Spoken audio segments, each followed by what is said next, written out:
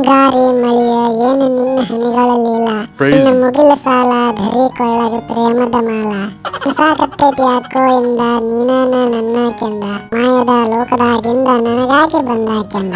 ಆಹಾ ಹರಸಿನ ಮಗನ ಯೋಚನೆ ಕೊಂದು ಬಿಟ್ಟಿಯೇನ ನನ್ನ ಹಂಗ ಸುಮುಖ ಹಂಗ ಸುಮುಖ.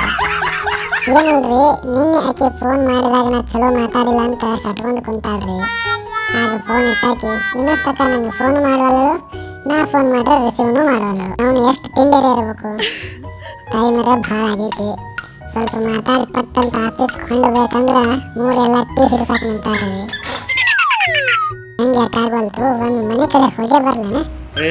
ಹೋಗಂಗಿಲ್ಲ ಅಪ್ಪ ನಿಂಗೆ ಹೆಂಗೆ ಗೊತ್ತಾಗ್ಬೇಕು ನನ್ನ ತ್ರಾಸ?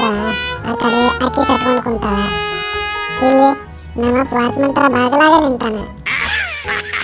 ನಡಕ್ ನನ್ನ ಜೀವನ. ಅಯ್ಯೋ ಅಪ್ಪ.